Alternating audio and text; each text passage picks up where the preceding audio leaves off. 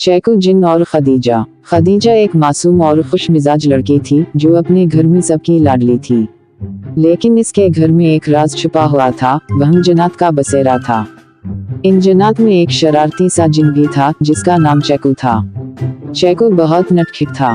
वो कभी खदीजा की किताबें छुपा देता, कभी उसके बाल खींच देता और कभी इसके खिलौनों को इधर उधर कर देता। खदीजा पहले तो बहुत डरती थी और कभी कभी रो भी पड़ती थी, लेकिन आहिस्ता आहिस्ता खदीजा को समझ आ गई कि चेको बुरा नहीं, बस शरारती है। एक दिन खदीजा ने हिम्मत करके कहा, चेको, अगर तुम मुझे तंग करना छोड़ दो तो हम दोस्त बन सकते हैं। चेको पहले तो हैरान हुआ, फिर मुस्कुरा कर बोला, दोस्त? वाकई। और इन दोनों की दोस्ती हो गई। अब रोजाना एक नया मंजर होता।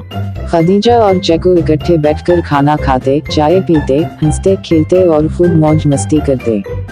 खदीजा जहाँ भी जाती चेको उसके साथ होता। दोनों एक दूसरे के बगैर अधूरे लगते थे। मगर एक दिन अचानक सब कुछ बदल गया। जन्नत की बरादरी और खदीजा के घर वालों के दरमियान झगड़ा हो गया। जन्नत ने कहा, ये घर अब हमारा है, तुम लोगों को यहाँ से जाना होगा। खदीजा के घर वालों ने गुस्से में जवाब दिया, हम क्यों जाएं? ये हमारा घर है। बहुत बहस के बाद एक फैसला हुआ, इस घर में एक सांप रहता है, जो इसे पहले ढूंढ लेगा वही इस घर में रहेगा। अब दोनों तरफ से तलाश शुरू हो गई। खदीजा भी डरी हुई थी, मगर चेको ने इसका हाथ थामा, डरो मत, मैं तुम्हारे साथ हूँ। वो दोनों घर के कोने कोने में तलाश करते रहे, अंधेरी जगहों में, पुराने कमरों में और स्टोर में भी। आखिरकार खदीजा को एक पुराने संदूक के पीछे वो सांप नजर आ गया। वो चीखी नहीं, डरी नहीं, बल्कि हिम्मत से बोली, मैंने ढूंढ लिया। यूं फैसला खदीजा के हक में हो गया और जन्नत को घर छोड़ना पड़ा।